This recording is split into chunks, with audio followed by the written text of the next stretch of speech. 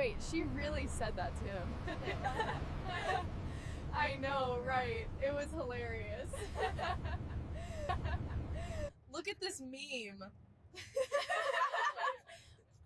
Oh my gosh, have you seen this?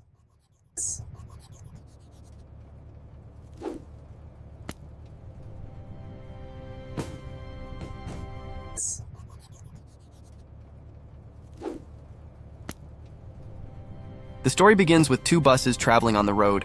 Inside these buses, there are many female students who are going to attend their classes. Among them, there is a girl named Mitsuko. She looks very cute and innocent.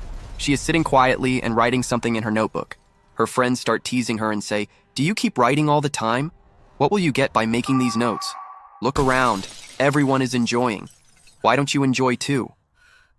Saying this, one of her friends snatches her notebook. At the same time, Mitsuko's pen falls on the floor. As Mitsuko bends down to pick up her pen, suddenly something extremely fast passes through the air. In the next moment, both buses are sliced in half from the middle. Because of this, all the girls sitting inside the buses are cut into two pieces. Blood spreads everywhere. When Mitsuko stands up after picking up her pen, she becomes completely shocked after seeing this horrifying scene. She realizes that everyone around her is dead. She survived only because she was bending down to pick up her pen at that moment. Fear completely takes over her mind. Crying and screaming, she quickly gets out of the bus and starts running. Now we come to know that the thing which cut all the girls was not a weapon or a machine, but the wind itself. This invisible wind is killing people. That deadly wind now starts chasing Mitsuko too. Mitsuko keeps running while screaming loudly. While running, she sees 4 more girls ahead of her. She shouts at them and tells them to bend down, but it is already too late. That invisible wind slices those girls into 2 pieces as well. However, Mitsuko manages to save one girl by pulling her down. After moving forward, Mitsuko sees some girls riding bicycles. They are also going somewhere. Mitsuko tries to warn them too, but the wind attacks them in the same way and kills them instantly. During this chaos, the girl whom Mitsuko had just saved also gets killed by the invisible wind. Seeing this, Mitsuko becomes extremely terrified. She starts running here and there without knowing where to go. While running, she reaches near a river. There she becomes shocked again, after seeing that the river is already filled with many dead bodies. All of them were also killed by that invisible wind. Mitsuko takes clothes from one of the dead bodies and changes her outfit. After this, she continues walking. Soon she reaches a school. Inside the school, there are many female students wearing uniforms, but their uniforms are different from Mitsuko's uniform. This makes it clear that this is not her school. Suddenly, a girl comes to Mitsuko and talks to her like they are very close friends. That girl is actually Mitsuko's best friend. But Mitsuko becomes confused and asks her, "Are you really my best friend?" Because Mitsuko cannot understand what is happening to her. She is still in shock because of everything she has seen. Here we learn that Mitsuko and her best friend love each other very much and share a deep bond. At that moment, strong wind starts blowing again. Mitsuko gets scared and quickly runs inside the school building. Her best friend becomes confused and asks her, "Why are you shaking so much? Why are you so scared? What happened to you?" Then Mitsuko tells her everything. She explains how a powerful wind suddenly came and killed all the students in her school by cutting them into pieces. After hearing this, her best friend takes Mitsuko near a window and puts her hand outside. She says, "Look, this is just normal wind, nothing else." After seeing this, Mitsuko feels a little relaxed. She starts thinking that maybe everything she saw was just a dream. Then Mitsuko's best friend calls 2 more friends. Together, the 4 girls make a plan to skip class. Just when they are about to leave the classroom, their teacher arrives and sees them. The girls immediately run away from there. While running, they reach near a lake. Near the lake, Mitsuko's best friend tells the other 2 girls about Mitsuko's strange dream. One of the girls says that maybe this is real. She talks about a mirror world, a world opposite to this one. She throws a stone into the lake and says, "Look, I threw a stone here, but maybe in the other world I didn't throw it." Suddenly, a crocodile comes out of the lake and eats one of the girls. After this, the same girl says, "See, I told you, what happens in this world does not happen in the other world. And what happens in the other world does not happen here." In that world, the crocodile ate her, but here everything looks normal. Near the lake, they also see a bed lying strangely in the open area. All 4 girls start playing with pillows taken from that bed. While the 4 girls are playing near the bed, we see 2 girls watching them from a distance. One of those girls is dressed like a bride. It is revealed that these 2 girls have married each other. One of them says that they must do something which is impossible in the other world. She explains that their fate is already written, but it can be changed.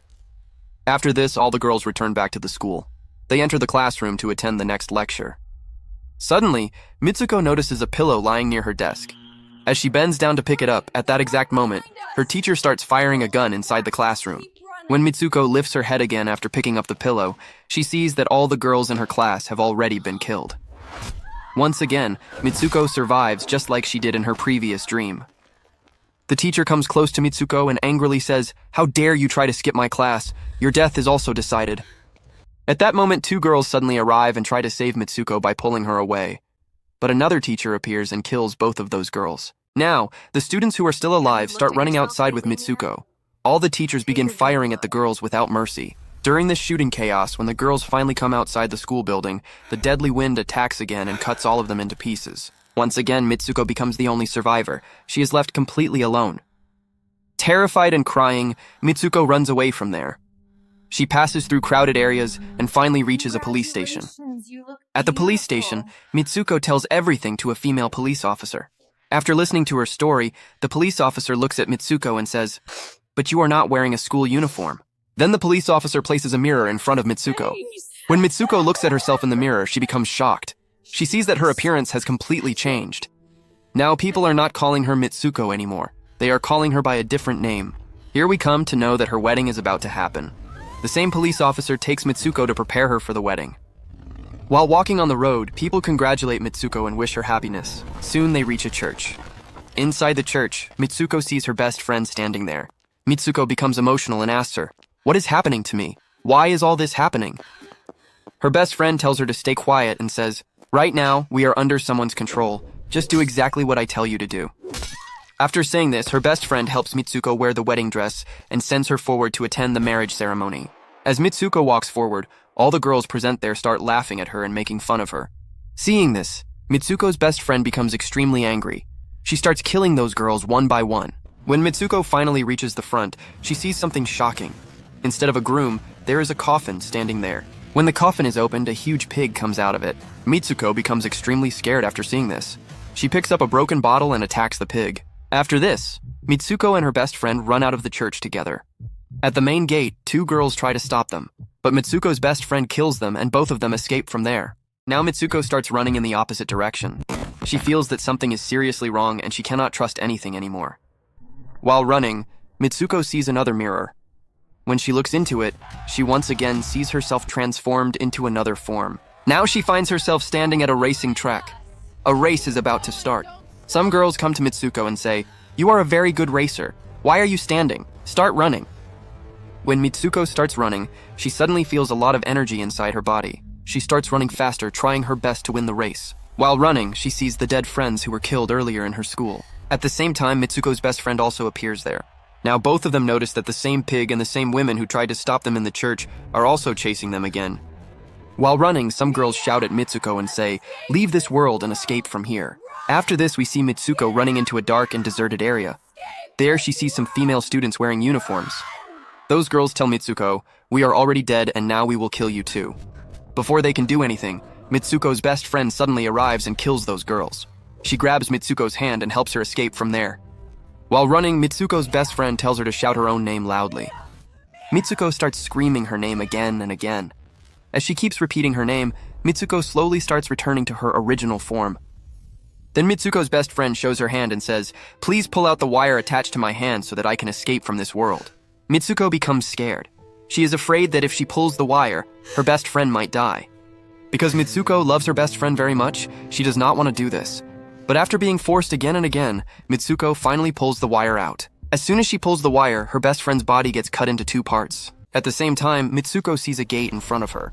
When she walks through that gate, she realizes that she has entered the world of men. There, she also sees posters of herself. Some boys are standing near those posters and looking at them. One boy comes close to Mitsuko and says, "You are in the future." After hearing this, Mitsuko becomes unconscious. After some time, when Mitsuko regains consciousness, she starts walking forward. Then she sees an old man sitting and playing a game. Inside that game, Mitsuko sees the same character that she herself has become. When the old man sees Mitsuko, he says, "I am the one who created this game. I am the one who controls all of you." He further tells her, "You had already died a long time ago, but I took your DNA and created you again." After hearing this, Mitsuko finally understands that everything happening around her is just a game. She starts thinking that maybe she can still return to her real world. At that moment, another man appears and starts calling Mitsuko towards him. The old man then tells Mitsuko to complete her final level. Mitsuko slowly starts moving forward. Suddenly, she remembers the words of her best friend.